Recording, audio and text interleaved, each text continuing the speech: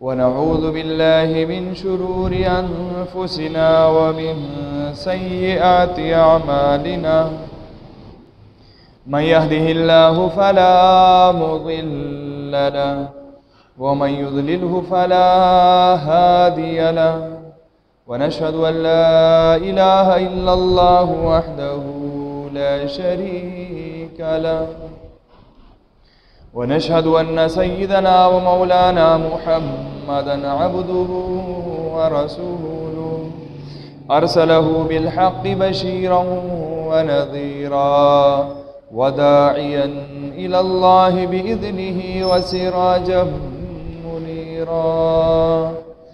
قال الله تبارك وتعالى في القرآن المجيد: محمد رسول الله والذين معه أشداء على الكفار رحماء بينهم تراهم ركعا سجدا يبتغون فضلا من الله ورضوانا. قال النبي صلى الله تعالى عليه وسلم: أصحابي كالنجوم فبأيهم اقتديتم اهتديتم. وقال النبي صلى الله تعالى عليه وسلم: لو كان بعدي نبي لكان عمر بن الخطاب رضي الله تعالى عنه. اللهم صل على سيدنا ومولانا محمد عبدك ورسولك وصل على المؤمنين والمؤمنات والمسلمين والمسلمات. أما بعد. معزز سامعین، میاش د ذی الحجه په ختمېدو ده. د ذی الحجه میاش دا د اسلامی کال اخیرنۍ میاش. ذی الحجه میاش دا د اسلامی کال اختتامی او په محرم باندې اسلامی کال شروع کیږي.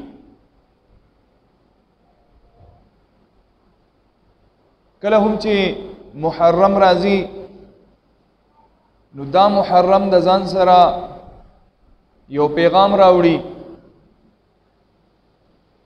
او یو تاریخ راوړي. هغه پیغام دی چې دا دین اسلام شریعت محمدی صلی الله تعالی علیه وسلم دا مونږ ته په مفتو کې نه دی میلاو شوی، بلکې د دې لپاره صحابو خپل ځانونه قربان کړي دي، خپل یینې توی کړي دي، خپل سرونه یې کټ کړي دي او د یو لوی قربانۍ نه بعد یو اسلامی معاشره او یو اسلامی تاریخ په وجود کې راغلی دی. نن مونږ په حرام باندې په سکون باندې د پکې لاندې کینو او مونږ د الله او د الله د رسول نوم اخلو، د قرآن مجید تلاوت کو، په هغې باندې ځان پوهه کو. دا د هغه صحابو برکت دی، د هغو د قربانو اثر دی. کله چې هم یکم محرم راشي نو په هر یکم محرم پر راتلو سره د حضرت عمر فاروق رضی الله تعالی عنہ تاریخ زمونږ مخې ته راشي. په 27 ذی الحجه باندې حضرت عمر فاروق رضی اللہ تعالیٰ عنہ د مغیرہ ابن شعبہ رضی اللہ تعالیٰ عنہ غلام ابو لؤلؤ فیروز دا حضرت عمر فاروق رضی اللہ تعالیٰ عنہ د سحر په مانځه کې په چړه باندې په خنجر باندې وو چې دوه مخیزه او دا هغې د وجې نه حضرت عمر فاروق رضی اللہ تعالیٰ عنہ وغورځېدو او صفونه داسې مضبوط ولاړو د صحابو چې دا د وتو کوشش وکړو، لیکن د صفونو نه په اسانۍ سره ونه وتو او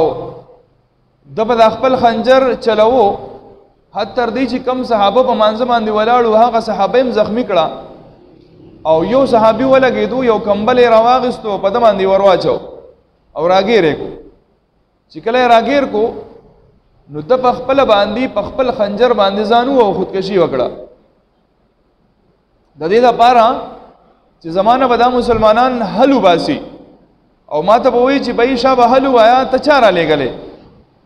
نو د هغې نه مخکې زه ځان ختم کړم چې دا راز پاتې شي، بالکل راز پاتې شي، راز افشا نه شي. نو کله هم چې یکم محرم راشي دا د حضرت عمر فاروق رضی الله تعالی عنہ د شهادت دا واقعا مسلمانانو ته را یادای. محرم نه د کال ابتدا کیږي،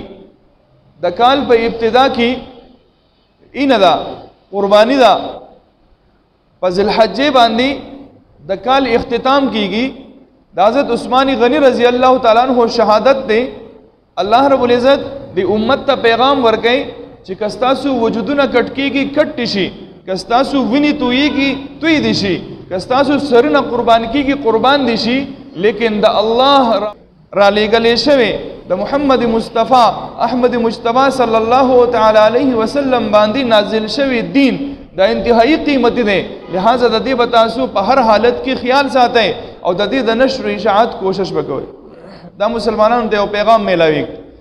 او په دې کې به تخپل عزت نفس ته نه ګورئ، ځکه که تخپل عزت نفس ته ګورئ نو ته وګوره د کال په اختتام باندې حضرت عثمان غنی رضی الله تعالی عنہ د ټولو نه اعلی شخصیت دی، د ټولو نه په مرتبه کې اوچت شخصیت دی، ډېر زیات الله ته د الله رسول ته محبوب شخصیت دی. هغه قربانی ورکړي او هغه کټ کیږي حتی تر دې چې په قرآن باندې د هغه وینه پرېوځي. تېر شوی جمعه باندې موږ وضاحت کړی او کتا ته د خپلې عهدې او د مرتبې فکري نو د کال شروع ته وګوره. حضرت عمر فاروق رضی الله تعالی عنہ په عهده کې دومره اوچت دی چې په 22 لاکھ مربع میل باندې حکومت کوي، 22 لاکھ مربع میل باندې حکومت کوي او داسې بادشاہ دی، داسې خلیفہ دی، داسې سردار دی چې نور سرداران د مخې ته سر نشي اوچتولی او کافران ته یریږي. کافران چې خپل بچي وده کوي د حضرت عمر فاروق رضی الله تعالی عنہ نوم ورته اخلي، وده شه کنه عمر به درپسې راشي. داسې روب او دبدبه والا الله ورکړي وه، لیکن هغه روب او دبدبې والا شخصیت خپل ځان د الله په دین باندې قربان کو. دا ابو لؤلؤ فیروز دا خبیث انسان دا مغیره ابن شعبہ رضی الله تعالی عنہ پریخ آزاد کړو، غلام یو، لیکن آزاد کړي د دې لپاره چې ته ځان لکار کوه. دی هنرمندو کاریګرو کسبګر چې وته وای دی کاریګرو دا هر قسم کار بټه به جوړولې شو، تنور به جوړولې شو، نغری به جوړولې شو، د دې سره د لوهار هم وو او دیوالونه به هم والی شو، هر قسم کسب ولا ورتلو. ویزه ته کارونه کوا خو چې کوم ته پیسې ګټې نو مال به تیسه راکې چې په ما دا کم خراج مقرر شوی دی، په ما باندې دا کم خراج مقرر شوی دی. په عام زبان کو د ټیکس هم ویلی شي، په ما چې دا کم خراج کم ټیکس مقرر شوی دی دا ډېر زیات دی، دا ماله کم کا. حضرت عمر فاروق رضی الله تعالی عنہ د ده د کمایۍ اندازه وکړه، چونکې دی غیر مسلم او د مسلمانانو په ځای کې کمایي کوي، ظاهري خبره ده ته به جزیه ورکړې. عمر رضی الله تعالی عنہ فرمایل په تا باندې خو 2 درهم دي، نو دا خو ثابت ورځ کې ته ډېر شي کار کې ډېرې پیسې ګټې، خیر دی که مسلمانانو ته پیدا وشي هغه ته آزاد کړی او ته پیسې ورکې 2 درهم دا هېڅ خبره هم نه دا ورکوه، خیر دی. په ده باندې دا خبره بده ولګېده چې یاره ما ورته خپل شکایت وکړو، عمر رضی الله تعالی عنہ زما هغه شکایت قبول نه کو، په ما باندې دا خراج کم نه کو، جو بغاوت یې شروع خپل ذهن کې هغه دومره هغه خلک به ته څه وایي تاو ورته وایي، هغه دومره زیات واخیستو دومره زیات یې واخیستو چې فیصله یې وکړه چې زه به حضرت عمر رضی الله تعالی عنہ شهید کوم. نو د ده سره د ایران یو سپهسالار چې و مجوسی و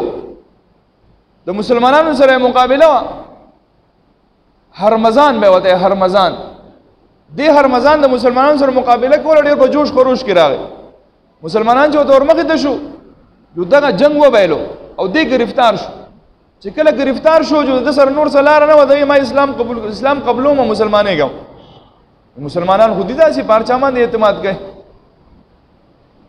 المؤمن غر کریم والفاجر خب لئیم مومن با انتہائی صفائی صفا به غر کریم انتہائی عزت من بھئی او دوکه خورن کې یار څوک بہت دوکه ورکه والفاجر خب لئیم او کم چې فاجر فاسق دی دی به انتہائی چالاکا او دوکه ورکون کې بھئی لہذا مسلمان نبی علیہ الصلوۃ والسلام نے صحابہ ته پوښ کړي دا الله رسوله مسلمان قاتل کی دی شي نبی علیہ السلام فرمایل بالکل کی دی شي مسلمان شرابی کی دی شي بالکل کی دی شي اے الله رسوله مسلمان دوکباز کی دی شي نبی علیہ السلام فرمایل نه مسلمان او دو صفاتونه چرته نشي او ځکه دی یو دوکه ورکول دی مسلمان دی به دوکه نه ورګي دویم نمبر دی مسلمان دی به دروغ نه وي دا صفه سالار راغی رمضان وې زه مسلمانې غما اسلام قبلو ٹھیک دا ویلکم راځه مرحبا خوش آمدید اسلام قبول کو بیا به حضرت عمر فاروق رضی الله تعالی عنہ سره په جنگي مشورو کې شاملې دو د چې مسلمانانو د جوش او خروش او د دوه کم مهنت او د اسلام د لپاره قرباني د شهادت جذبه دا چې کته دل بقار ور دې په دې فکر کې وو ناس په مدینه منوره کې دي ناس په مدینه منوره کې دي لیکن سوچ یې د کافرانو دی دا سړی ولیدو چې دغه د عمر رضی الله تعالی عنہ سره اختلاف راغی راځه په د کار وکړه په د باندې مهنت شروع عبدالرحمن ابن ابي بکر د ولیدو دا سړی چې د سره ولاړ لې دوانه خبرې کوي خفیه ملاقات دی او په دې ملاقات دوران کې د دې ابو لؤلؤ فیروز د لاسه خنجر ورزیدو دولی دو سره دا خنجر خو د سره دی خو جسب وی کوي بیا چې کله د شهادت د واقع رااله از عمر فاروق رضی الله تعالی عنہ د سحر جمع ته مخکې شوی دی او د په گزاره وکړي نو بیا عبدالرحمن ابن ابي بکر رضی الله تعالی عنہ فرمایل چې دې مالی درو دنه د خنجر ورزیدلیو او د ملګری دغه رمضان دی